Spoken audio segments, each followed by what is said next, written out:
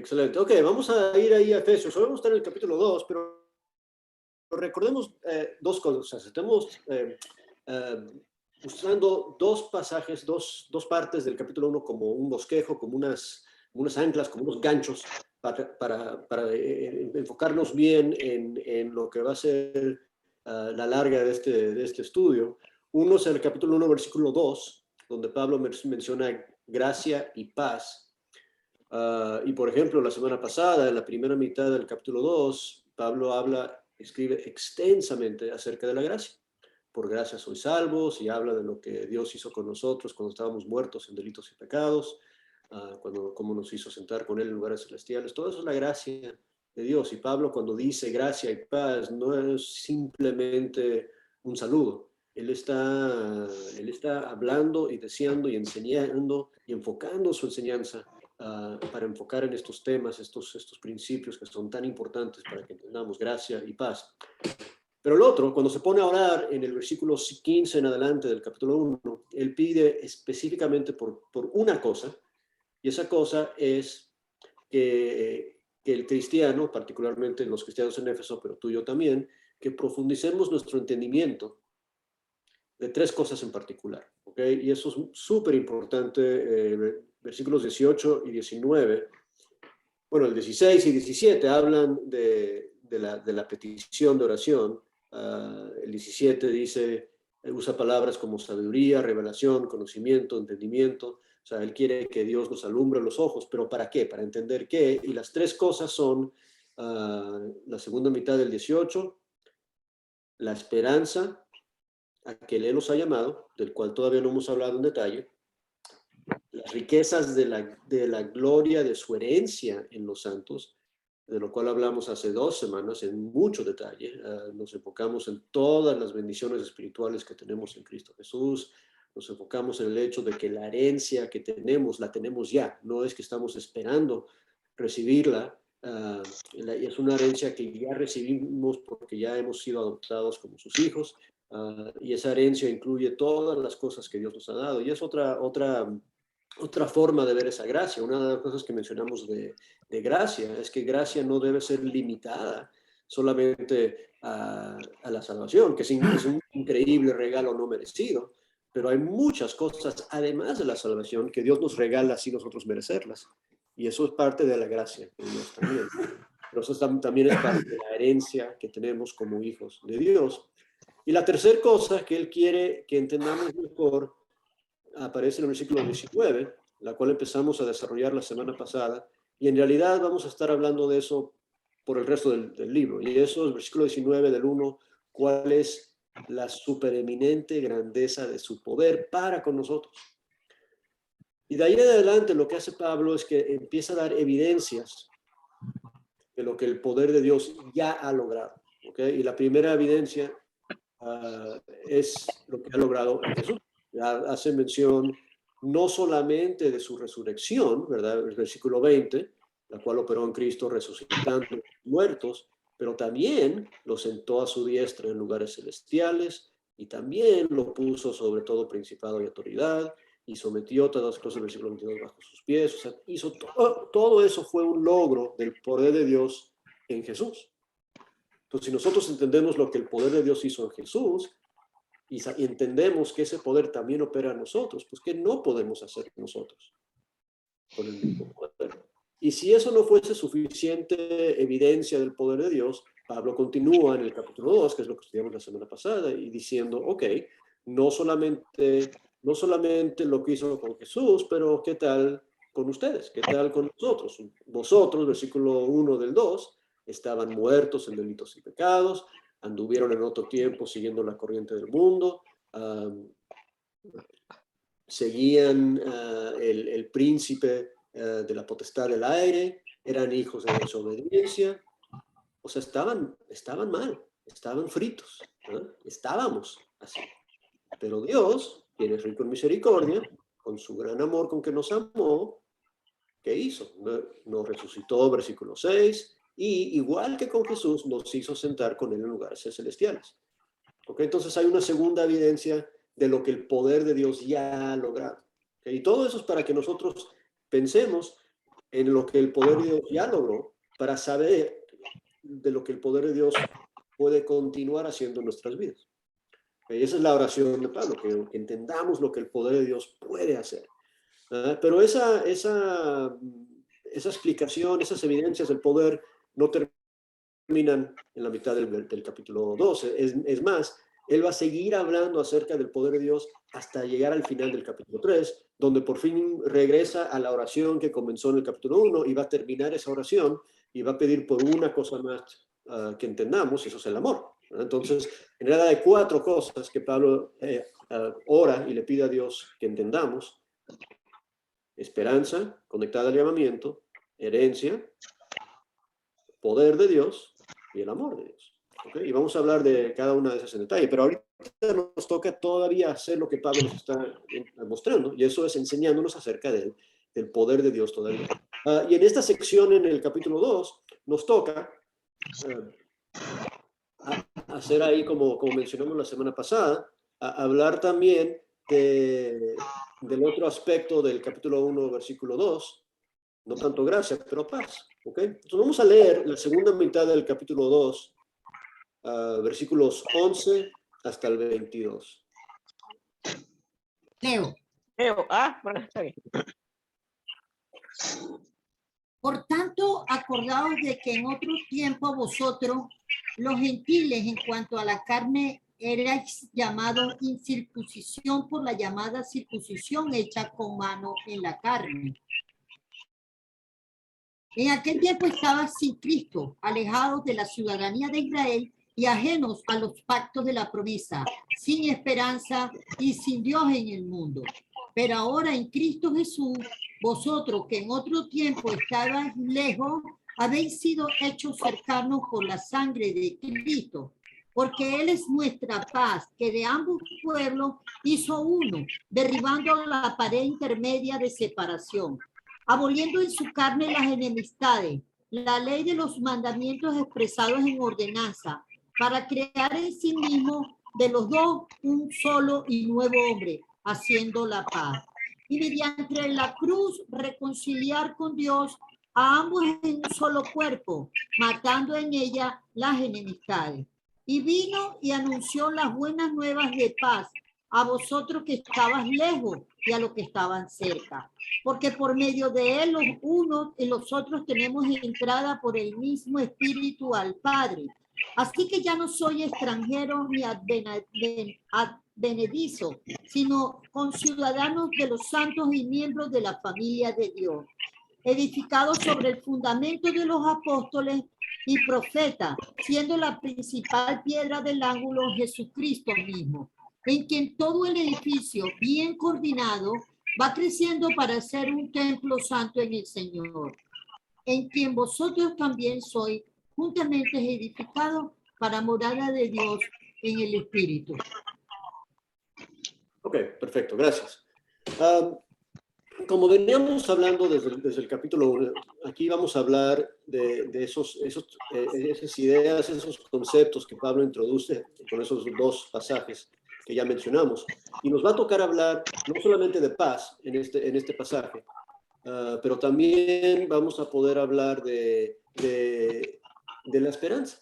Y aquí va, cuando estamos pensando en lo que el poder de Dios ha logrado, ¿ok? Y para que esto funcione para los cristianos en Éfeso, ellos tienen que reconocer esto, ellos tienen que darse cuenta dónde estaban antes y qué ha hecho Dios con ellos. Por eso empieza el 2.1, acuérdense que estaban muertos en sus delitos y pecados. Y por eso dice en el versículo 11, acuérdate que en otro tiempo, los gentiles, en cuanto a la carne, eras la incircuncisión, ¿eh? Y en esos tiempos estabas, y aquí va, sin Cristo, alejados de la ciudadanía de Israel, ajenos al pacto de promesa, y por no tener a Cristo, y por no tener las promesas, y por no tener ciudadanía, dice que estaban sin esperanza y sin Dios en el mundo.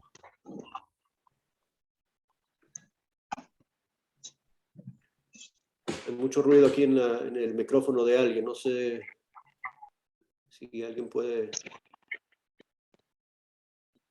Creo que está bien. Ok. Sin esperanza y sin Dios en el mundo. Entonces, fíjate, sin Dios, no, ¿qué falta?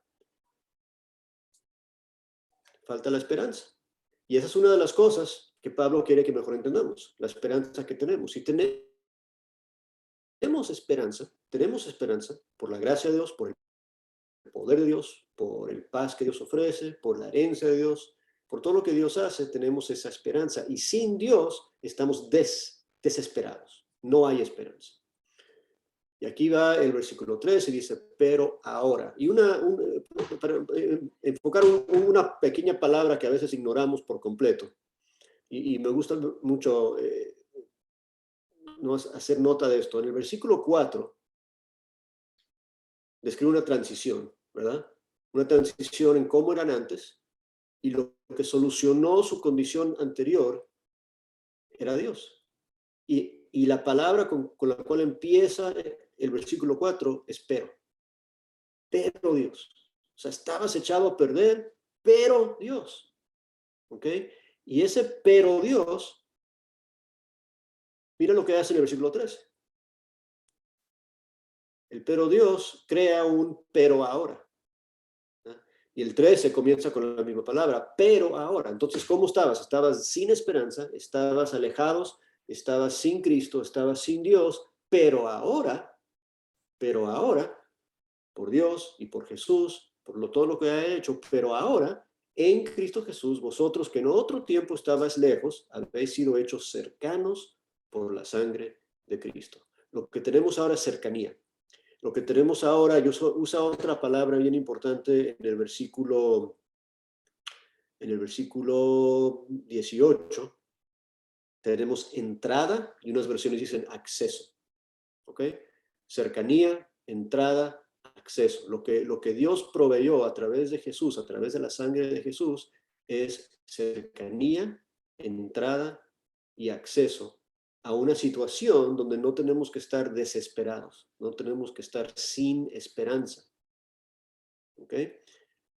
Y con esto viene el versículo 14. Dice, porque Él es nuestra paz. Y acuérdense el capítulo 1, versículo 2. Pablo va a escribir y hablar de gracia y de paz. Y aquí va a hablar de paz. ¿Quién es nuestra paz? Él es nuestra paz. ¿Y qué significa? Y quiero que lo pensemos un poquito más, lo podemos comentar entre todos. ¿Qué significa que Él es nuestra paz? ¿Qué significa eso para ti? Pueden participar, podemos compartir aquí. Yo creo que Jesús es el príncipe de paz, es nuestra vida. Nuestra vida está escondida en Cristo Jesús. yo he estado 2 veces cerca de la muerte, ¿no? Cuando me tirotearon y cuando choqué en el carro. Y veo la diferencia grande cuando en el carro tenía una paz que sobrepasaba todo entendimiento. Pero cuando me sacaron pistola, tenía ganas de correr, pero no había puerta para salir. Entonces, la cosa es que uno tiene paz hasta con la muerte, que es lo peor. Lo dijo Pablo, oh muerte, ¿dónde está tu aguijón? No hay aguijón en la muerte ya para uno que está en Cristo. Porque si me muero, voy a un lugar mejor, voy a una existencia mejor y más saludable para mí. Buenísimo. Entonces, Perdón, Jesús dice que echemos nuestras cargas sobre Él y Él es nuestra fortaleza. Cuando nos sentimos agobiados, desesperados, angustiados, ¿dónde vamos? Señor, ayúdame a salir de esto. Entonces, para Él es eso. es eso, ¿verdad? Entonces, y es interesante lo que los primeros 3 que comentaron, todos mencionan paz y hablan de paz en el sentido de lo que yo llamaría tranquilidad, ¿verdad? Una paz interna, ¿verdad? Pero una pregunta, y no estoy diciendo que esas respuestas no están bien, ¿verdad? Están bien, pero ese es el tipo de paz o se limita a ese tipo de paz aquí cuando está hablando de la paz.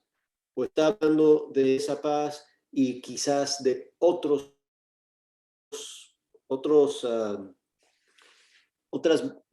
ideas y otros conceptos de paz? Y lo pregunto por esto, porque mira lo que dice el siguiente versículo, 14 y 15 juntos, vamos a leerlos. Dice, porque Él es nuestra paz, de que ambos pueblos hizo uno, derribando la pared intermediaria de separación, aboliendo en su carne las enemistades, la ley de los mandamientos expresados en ordenanzas, para crear en sí mismo de los dos un solo hombre nuevo, haciendo la paz. Entonces es interesante porque pregunté acerca de la paz y las respuestas que recibí, que son buenas respuestas y son válidas, hablan de la paz interna que yo tengo, pero aquí Pablo parece que está hablando inicialmente de paz entre personas, de que hay un pueblo y otro pueblo que estaban peleados y ahora esos dos pueblos son uno. Entonces ese es otro tipo de paz, ¿no? ¿Ok? Y parece que David tiene la mano alzada y después Lisbeth otra vez. David, tú primero. La paz, hermano, que nuestro Señor Jesucristo nos da a nosotros, claro, sobrepasa cualquier entendimiento, pero sí hay otras características o cualidades que Él también nos bendice con bendiciones espirituales. Y eso le enfatiza el apóstol en el libro de Efesios. Paz, Él nos da paz, Él nos da amor, Él nos da esa tranquilidad y estamos llenos de esa paz, estamos llenos de su amor. No solo eso, nosotros andamos caminando como los frutos del Espíritu. El fruto del Espíritu, si andamos en luz y caminamos en luz o caminamos en Espíritu y somos sus discípulos verdaderos, entonces estamos practicando estos frutos que salen en Gálatas 5:22, como es paciencia, amor, benignidad, bondad, fe, templanza.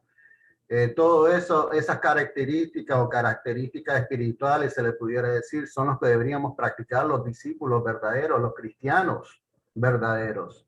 Entonces, si tenemos paz de nuestro Señor Jesucristo, entonces nosotros comprenderemos aún más a esas almas que están perdidas, a esas almas que son negligentes, que no saben de nuestro Señor Jesucristo y necesitan esa sanación y necesitan esa salvación, para poder nosotros alcanzar con medio de la palabra y su santa escritura y por estos frutos que nosotros practicamos y ejercemos por medio del Espíritu Santo, podemos atraer esas almas perdidas.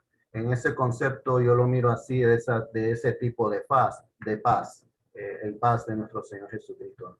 Solo quería aportar eso, hermano Vicente. Gracias. Gracias, David. Lisbeth, adelante.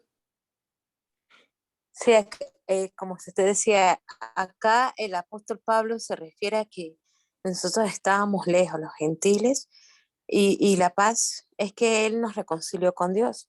Estábamos lejos, sin esperanza, y a través de que nos anunció las buenas nuevas de paz, entonces ya estamos cerca a través del momento que nos bautizamos y salimos de esas aguas. Somos una nueva criatura y a través de la circuncisión no hecha de mano, Jesús nos reconcilió con el Padre. Muy bien, muy bien. Paquito. Amén. Vicente, sí, bueno, lo estabas diciendo bien, hermano. Es cierto que tenemos paz interior, pero la paz que presenta aquí el apóstol Pablo es paz entre judíos y gentiles, ¿verdad? Ya en el versículo, y aún con Dios también en el verso 16. Pero esta primera paz es una paz entre judíos y gentiles que se ponían, se etiquetaban, se decían circuncisos o incircuncisos y se ofendían unos a otros. Pero ahora en Cristo Jesús tienen paz, han sido reconciliados los dos con Dios, y en el verso 16, ambos pueden ser reconciliados también con Dios. Y bueno, no me quiero adelantar, pero era parte del misterio escondido, que vamos a ver en el capítulo 3, Claro. versículos 5 y 6, que parte del plan de Dios era ese, ¿no? Pero El que freno, por- pisa el freno, Paquito. Ya. Ok, pero eso es lo que era. Y ahora pueden estar en paz entre ellos. Claro, claro. Bueno, y cuando pensamos en paz es esto, ¿verdad? Tenemos que reconocer que en realidad en mi forma de pensar hay cuatro formas o tipos de paz que hay que considerar. Y Dios es el Dios de paz, y Dios es el paz de todas ellas, ¿ok? Y ninguno de los comentarios o de las respuestas que dieron está incorrecto, porque Dios nos da paz en todos esos sentidos, ¿ok? Y aquí van las cuatro, ¿verdad? La principal, la más importante, es la mencionada, como me dice Pablo, en el 16, que no habíamos llegado al 16, que dice que nos reconcilió con Dios. Si estamos peleados con Dios, hay que tener una reconciliación, hay que hacer paz con Dios. Pero al hacer la paz con Dios, ¿verdad? Y la forma de verlo una vez, creo que mis papás dieron una clase de matrimonios hace 1000 años y dibujaron un triángulo en el pizarrón, ¿verdad?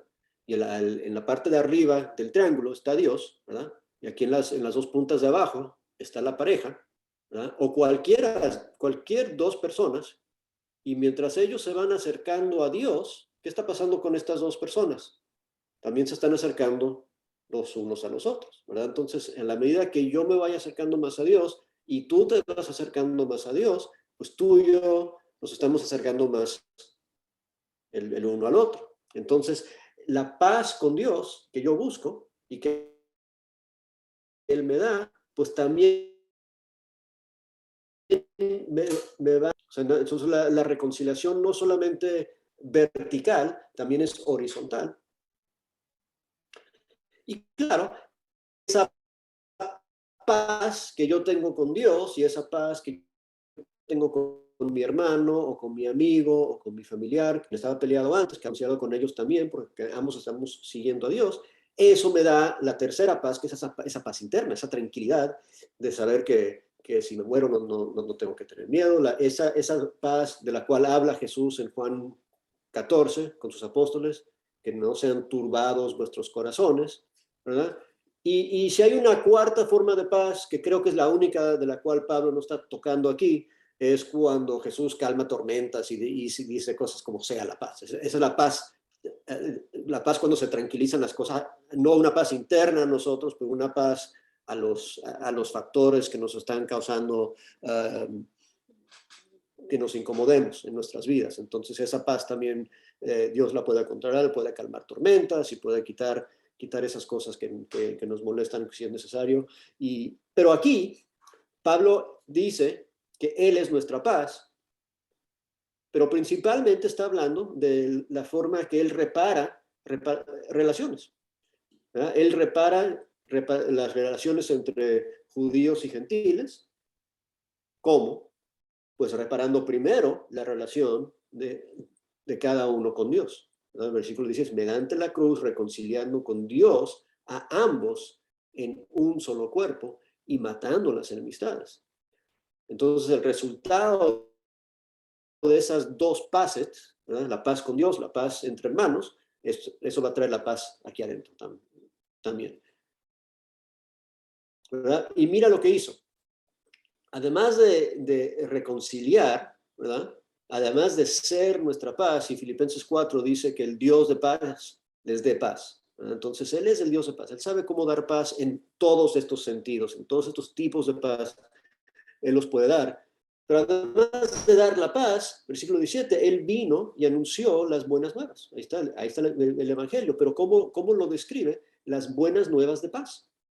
Entonces no solamente te reconcilió, no solamente te reconcilió con Él y te reconcilió con tu hermano y te dio paz interna, pero después te lo explicó. Y es lo mismo que hablamos en el capítulo 1, ¿verdad? Una de las bendiciones espirituales es que nos hizo entender las bendiciones espirituales. Además de dárnoslas, también nos las explicó.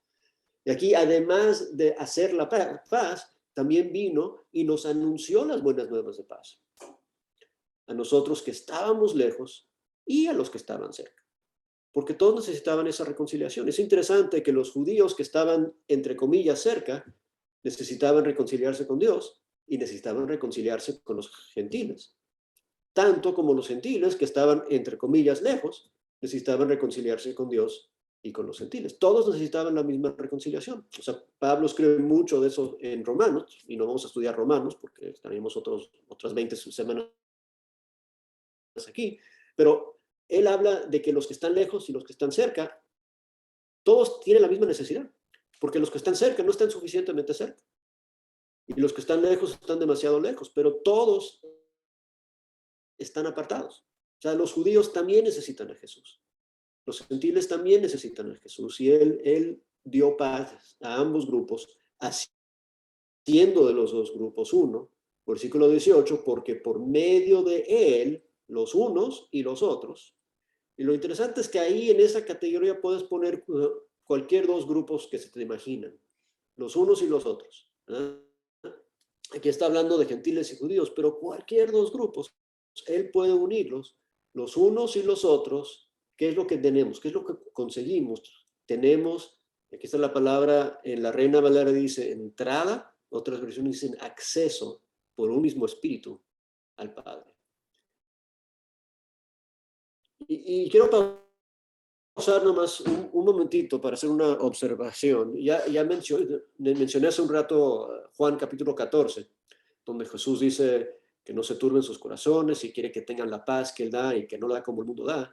Pero el principio de ese versículo les dice a los apóstoles, ustedes saben para dónde voy. Y Felipe le dice, pero ¿cómo sabemos? Ni sabemos dónde vas, ni cómo llegar. Y Él les dice, pues yo voy aquí. ¿Se acuerdan? No tenemos que ir a leer. ¿Se acuerdan? ¿Se acuerdan lo que les dice? Le dice dos cosas. Dos destinos Jesús describe en Juan 14. El primero es, voy a preparar un lugar para ustedes, ¿verdad? Pero cuando tiene la conversación con Felipe, dice, yo voy al Padre. Su destino es el Padre. O sea, Jesús tiene acceso al Padre. Él sabe cómo llegar al Padre. Y lo que nosotros tenemos ahora por la sangre de Jesús, según el versículo 18, es entrada por un mismo espíritu. ¿A qué? ¿A quién? ¿A dónde? Al Padre. O sea, lo que tenemos ahora que no teníamos antes, el pero ahora nuestro por el pero Dios en el versículo 4, es que ahora tenemos acceso al Padre. Ahora podemos llegar directamente con Él por la sangre de Jesús y por el Espíritu. Y otra vez, acuérdense, todas estas son evidencias de la gracia de Dios 1:2 y del poder de Dios 1:19. El poder de Dios logró esto. El poder de Dios y la gracia de Dios logró esto para nosotros. Estábamos muertos, estábamos desamparados, estábamos apartados sin esperanza, pero ahora los que menos lo merecíamos tenemos acceso directo al Padre. Podemos llegar al Padre. Así que, versículo 19, ya no sois extranjeros ni advenedizos, sino conciudadanos de los santos y miembros de la familia de Dios. Y aquí regresamos al capítulo 1, a las bendiciones espirituales que tenemos, una de las cuales es adopción como hijos. Somos familia. Y si somos familia de Dios, y aquí está hablando con gentiles, y los judíos también son familia de Dios, entonces, oye, si tú eres hijo de Dios y él es hijo de Dios, entonces tú y él son hermanos. Somos todos familia de Dios, somos miembros de la familia de Dios y estamos edificados sobre el fundamento de los apóstoles y los profetas, siendo la principal piedra del ángulo Jesucristo mismo. ¿Okay? ¿Qué está haciendo Dios? Está construyendo una casa, ¿no? Y tiene a Jesús como piedra del ángulo, tiene a los apóstoles y profetas como el fundamento, y nos tiene a nosotros, según Pedro en sus escritos, como esas piedras vivas en esa construcción, en esa casa. Pero fíjate el propósito de esa casa, y me encanta esta parte. Dice, en quien todo el edificio, bien coordinado, va creciendo. ¿Verdad? Y es muy interesante cómo aquí Pablo mezcla sus metáforas, porque edificios no son como árboles, no crecen, están hechos y ya están, así, ¿verdad? Puede ser una ampliación y puede ser más grande, pero para un edificio vivo, hechos con piedras vivas, pues va a crecer. Y este edificio va creciendo, ¿pero para qué? Para ser un templo santo en el Señor, en quien vosotros también sois juntamente edificados, ¿para qué? Morada de Dios en el Espíritu. Y ahora sí me gustaría tomar ese pensamiento y ahora sí ir a Juan, capítulo 14, para observar algo. Ya lo referimos varias veces, pero quiero que nos demos cuenta de algo en Juan 14.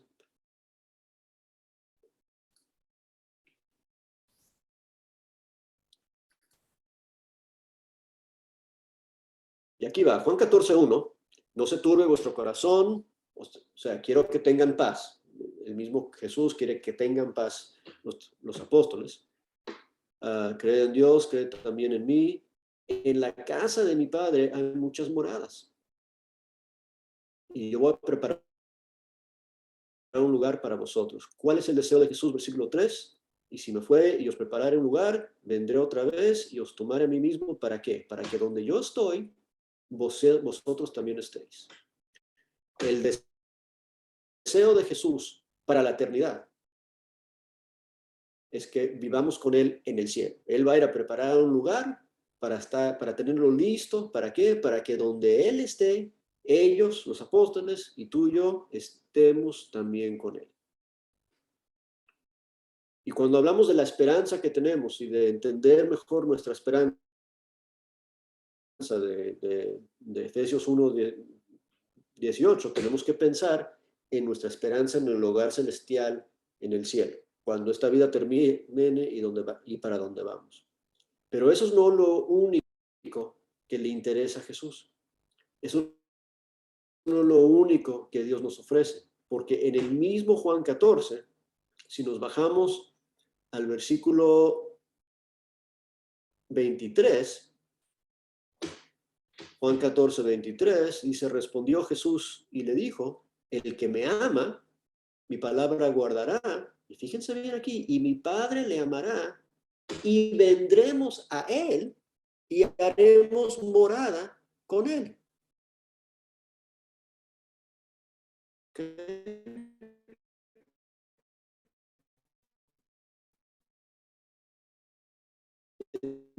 Entonces, tenemos la esperanza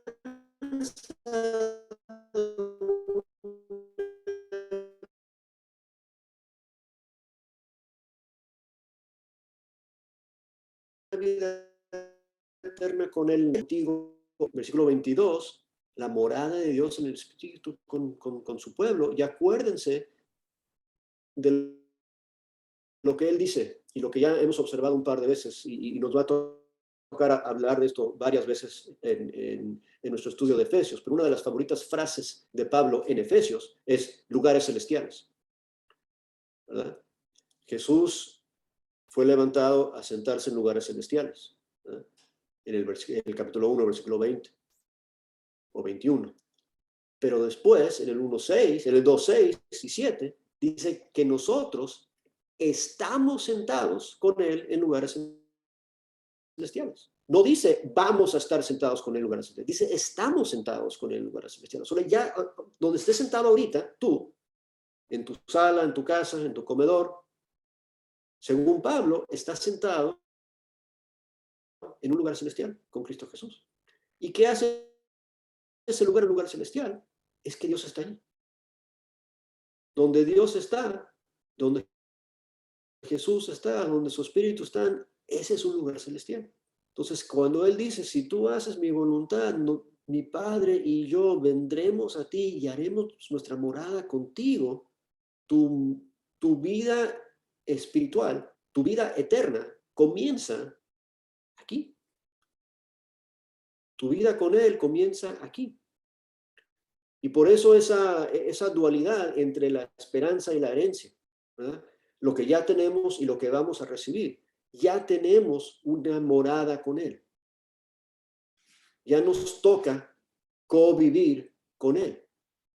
Eso ya nos toca.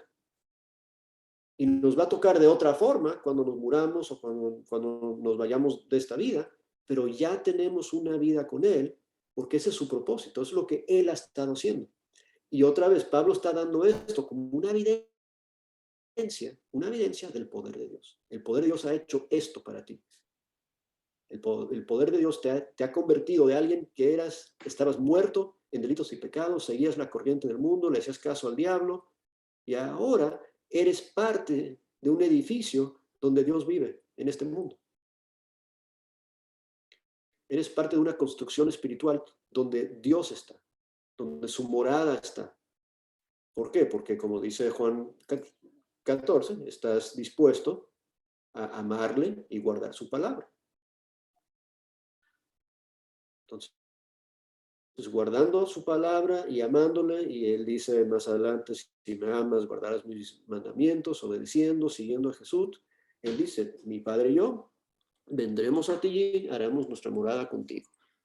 Y él se lo ofreció ahí a los apóstoles, que eran buenos judíos, y después se le ofreció la misma cosa a gentiles que estaban antes separados de todas esas promesas y todas esas enseñanzas de los judíos. La misma promesa, la misma cosa. Y yo no sé ustedes, yo no soy judío de nacimiento, yo no tengo herencia, un linaje físico a Abraham, que yo sepa, pero tengo las mismas promesas, ¿verdad? Y estoy unido a ese pueblo porque Dios me adoptó igual, ¿eh? Entonces, esa, otra vez, la paz vertical con Dios, la paz horizontal los unos con los otros, que me trae esa paz interna que me define quién soy.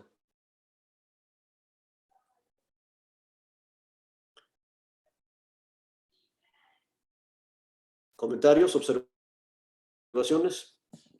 Lisbeth, adelante. Es bien importante lo que usted dice porque muchas veces pensamos que podemos tener una buena relación con Dios o estar en paz con Dios y, y estando en conflicto con nuestros hermanos. Eso no es posible. Ambas cosas son estrechamente proporcionales. No puedo decir que estoy bien con Dios si estoy mal con mi hermano. Eso también es importante resaltarlo. Claro, claro. Es bien interesante tomar tiempo para leer Juan 13 y 14 y 15 y 16, porque al final del Juan 13, Jesús termina de lavar los pies a los apóstoles y les dice, oye, un mandamiento les doy, un mandamiento. ¿Se acuerdan cuál era? Ámense los unos a los otros. Ámense. Se tienen que amar. Y si se aman, el mundo va a saber que son míos. ¿No?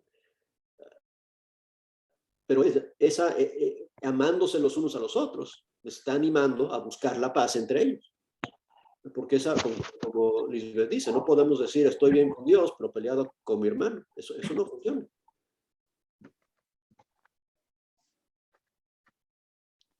Entonces, en medio de Jesús, explicarle a sus apóstoles que tengan paz, que no estén turbados sus corazones, les dice, oye, cuídense los unos a los otros, cuiden su relación entre ustedes, porque si echan a perder eso, va a ser bien difícil mantener la paz conmigo y en sus corazones tampoco. ¿Qué más? ¿Qué más?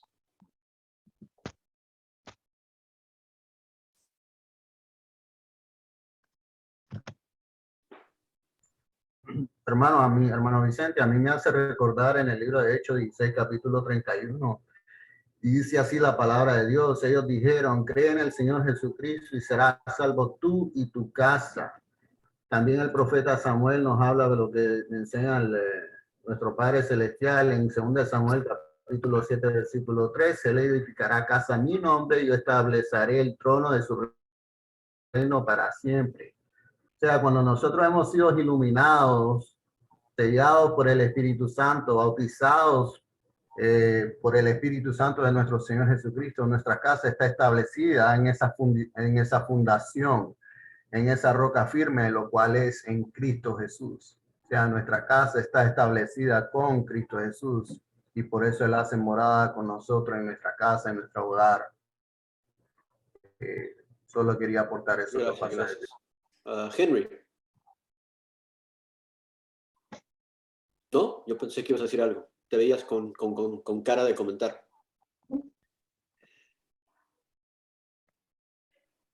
Ya que me llamaste, así, en 1 de Juan, habla, 1 de Juan capítulo 1, versículo 8, ¿no es? No, en el versículo 7, dice, pero si andamos en luz como Él está en luz, tenemos comunión unos con otros, el amor vertical, ¿no? Horizontal, horizontal. Y la sangre de su Hijo Jesucristo nos limpia de todo pecado, el amor vertical. Claro. ¿Es así, no? Así es, así es. Depende si estás acostado o parado, pero sí es. Bueno, yo siempre estoy sentado. Pero así es, o sea, si la relación con Dios está bien, la relación el uno con el otro tiene que mejorarse, ¿verdad? Y Yo le digo a los casados que la relación que tiene con su esposa es un reflejo, un espejo de la relación que tiene con Dios. Si no tiene con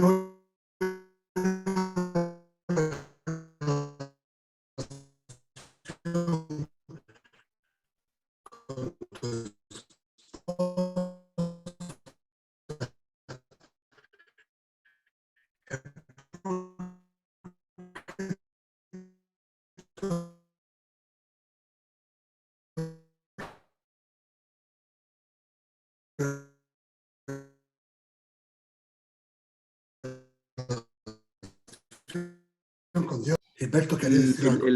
Uno de los objetivos de Pablo es como equipar una iglesia madura, puntualizando este tipo de relaciones entre hermanos, y pues la relación entre hermanos es la relación que hay en la iglesia, ¿no? Es como para ya una iglesia madura.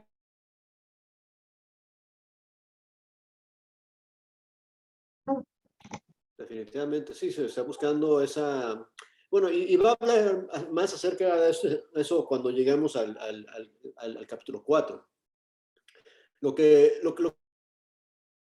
es interesante de todo esto, y creo que no se los he dicho todavía, pero todo lo que estamos estudiando en Efesios hasta ahorita es Pablo preparándose para la razón por la cual escribió la carta. O sea, él no dice, él no le pide nada al lector, a la audiencia, al efesio, al cristiano, no le pide nada hasta el capítulo 4, versículo 1. Y todo lo que leemos en el 1, 2 y 3 son las bases teológicas para uno poder hacer lo que Pablo le dice, ok, de esto se trata, para esto les escribí. Y del 4 hasta el 6, él habla de lo que el cristiano tiene que hacer. Pero uno no lo puede hacer si no está entendiendo, si no está madurando, si no está entendiendo estos conceptos. No va a llegar a la madurez de poder vivir esa vida cristiana si no entiende otra vez gracia y paz y la esperanza a la cual fuimos llamados, la herencia que tenemos como hijos, como adoptados hijos de Dios y el poder que opera en nosotros, ¿verdad? Y por eso está dando todas estas evidencias en todo el 1 y 2 y 3 y el amor de Dios que excede todo conocimiento.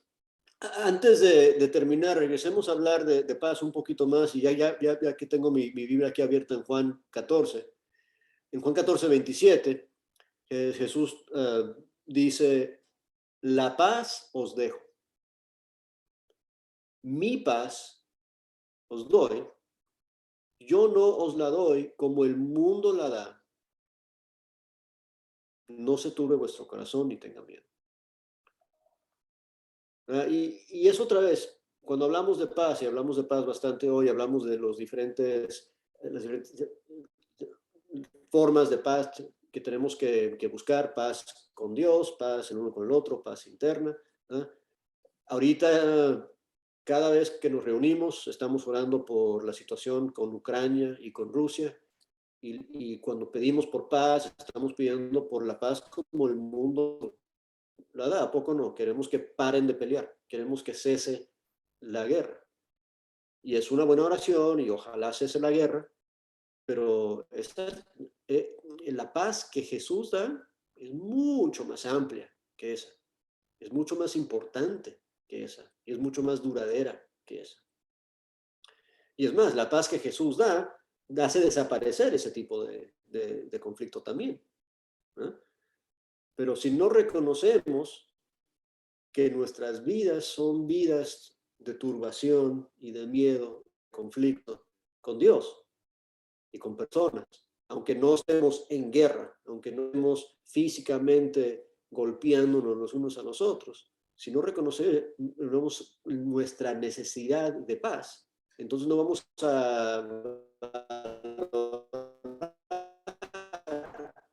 y apreciar la paz que Él nos da. Pero ojo, la paz que yo te doy no es paz mundana. Yo soy el Dios de paz, yo soy el príncipe de paz. Yo soy el Dios de toda paz.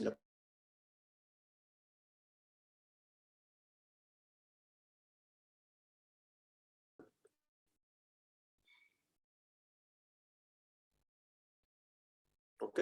Yo creo que podemos dejarlo ahí para el estudio de hoy, a no ser que alguien más tenga un comentario, una pregunta, una observación.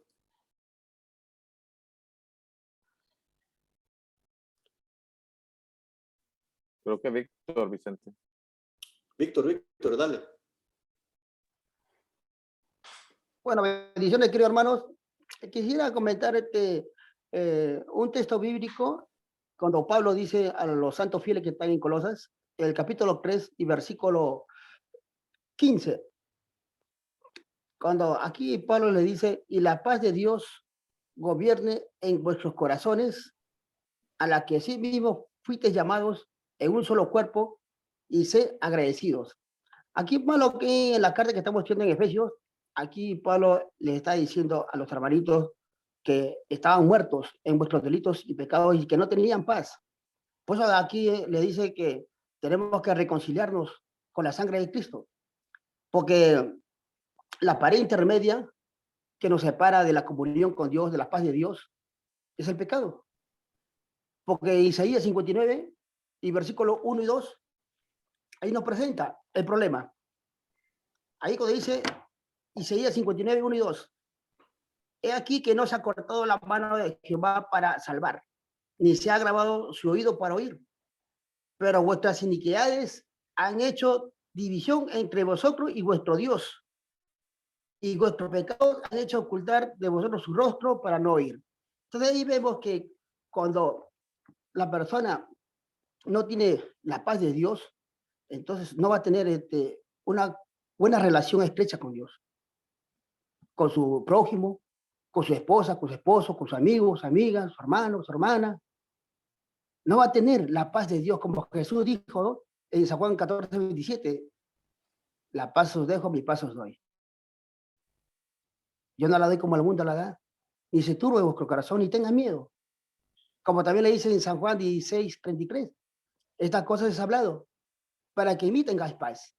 En el mundo tendréis aflicción, pero confiad, yo he vencido al mundo.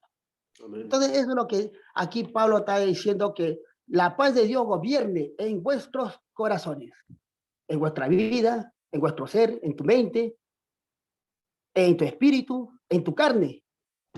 Entonces así vamos a poder nosotros tener una buena amistad de paz con Dios y con nuestro prójimo. Bueno, eso quería aportar, hermano. Muchas gracias. Amén, muchas gracias. ¿Alguien más? ¿Alguien más?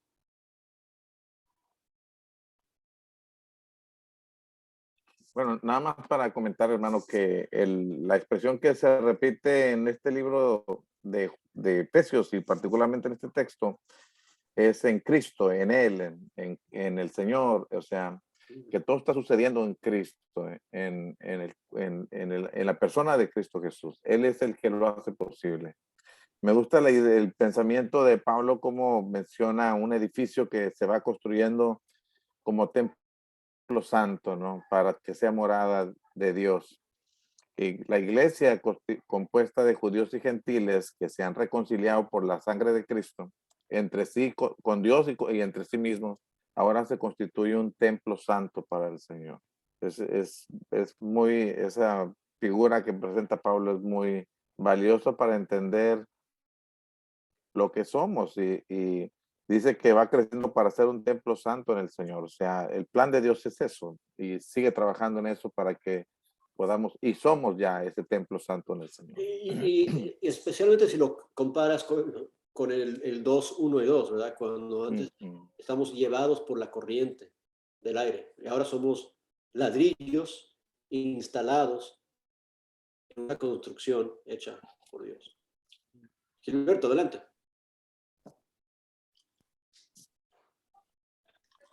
Tu micrófono, Gilberto, tu micrófono, no se te oye. Ajá, ¿me oye?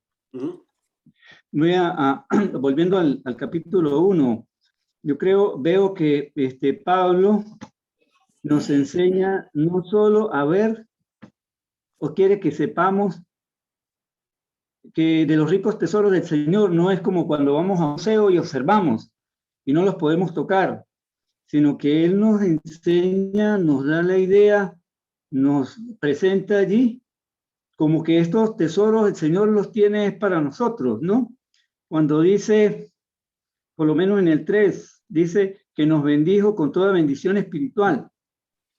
Luego, en el 17, dice, para que el Dios de nuestro Señor Jesucristo, el Padre de gloria, os dé espíritu de sabiduría y de revelación en el conocimiento de Él, alumbrando los ojos de vuestro entendimiento, que sepáis cuál es la esperanza a que Él os ha llamado y cuáles las riquezas de gloria de su herencia en los santos, que debemos, el Señor nos da, es para que nos apropiemos de esos tesoros, ¿no? No como que el que va a un museo y observa y no puede tocar, no, sino que eso es nuestro, porque Él nos los ha dado. Claro, claro. Y eso empieza desde el 1.3, con todas las bendiciones espirituales que son nuestras en Cristo Jesús. Son nuestras, ya son nuestras. Y como dijimos hace rato, ya estamos sentados en lugares celestiales, ya tenemos esa adopción como hijos, ya tenemos el lavamiento, ya todo lo que Él describe, ya lo hemos recibido. Ahí es lo que tenemos que entender. Y lo que pasa es que cuando no entendemos eso, cuando no entendemos cómo éramos antes y cómo Él nos ha cambiado, pues no nos damos cuenta de su poder, de su gracia, de la herencia, de estas cosas que Él está orando ahí en el 1:15 al 18, al 19. Yo quiero que ustedes entiendan esto, porque esto puede cambiar tu vida. La vida del cristiano es como quien tiene las pilas puestas cuando entiende estos conceptos. No terminamos, nunca contestamos oficialmente la pregunta inicial, ¿verdad? Ya para terminar, vamos a regresar ahí al capítulo 2 y el versículo 14, donde dice, porque Él es nuestra paz. Y sé que oficialmente no la contestamos, pero después de todos los comentarios y todo lo que estudiamos y los pasajes que vimos, ojalá entendamos mejor en qué sentido Jesús es nuestra paz. Y la respuesta es en todos los sentidos, Jesús es nuestra paz. Jesús es la paz que yo tengo con mi Dios. Jesús es la paz que yo puedo tener contigo. Jesús es la paz que yo puedo tener aquí en mi corazón y la tranquilidad que yo puedo tener. Jesús es la paz en todos esos sentidos. Entonces, cuando pensamos en, como mencionó Paco, todo lo que esto hace, lo que Dios hace por nosotros, lo hace en Cristo Jesús, lo hace en Jesús, porque Él es la paz. Él es la paz. Y ni tenemos tiempo de hablar de las menciones en el capítulo 2 del Espíritu, pero eso ya lo dejamos para otra serie, ¿verdad? Cuando hablamos del Espíritu Santo anteriormente, pero miren en el versículo 22, menciona el Espíritu, y lo menciona en el versículo 18, así como lo menciona en el capítulo 1, versículo 13. El Espíritu también está bien involucrado aquí. El Espíritu, el Hijo, el Padre, están todos involucrados en hacer que entendamos y que recibamos estas cosas que Él tiene planeadas para nosotros, para que entendamos quiénes somos. Y otra vez, el gran misterio a revelarse, del cual Pablo va a hablar en el capítulo 3, tiene que ver con el gentil convertido al cristianismo y el judío convertido al cristianismo, entendiendo quién es, que es parte de esta construcción espiritual de Dios. Ok, vamos a dejarlo ahí, que Dios les bendiga. Y Gilberto, vamos a aprovechar que estás ahí para que nos dirijas una oración final, por favor. A ver, oremos. Amado Padre Celestial, Señor, Dios creador de todas las cosas, creador del universo, creador nuestro y Padre de nuestro Señor Jesucristo. Señor, te damos gracias por haber tenido este espacio, Señor, en el que hayamos podido profundizar un poquito más acerca de tu infinito conocimiento que encierra tu palabra, Señor, la que nos dejaste como herencia, como arras de nuestra salvación, Señor. Gracias por que hay hombres dispuestos a enseñar sobre tu palabra, Señor. Gracias porque hay hombres que tienen el corazón y la disposición de enseñarnos, Señor. Te pedimos que crean en nosotros cada vez más ese deseo de aprender, y no solamente de aprender, sino de ser multiplicadores de las personas que nos rodean, de tu palabra, de enseñarles de las riquezas que tú tienes para todos nosotros, Señor, y para los que no te conocen aún. Queremos que bendigas tu palabra, que bendigas estos espacios, Señor, y que los hagas más duraderos y que nunca dejen de estar presentes en nuestra mente, en nuestro corazón y en nuestro disponer a escuchar. Te agradecemos y es en nombre de nuestro Señor Jesucristo en quien te oramos y te decimos estas cosas. Amén. Amén. Gracias a todos.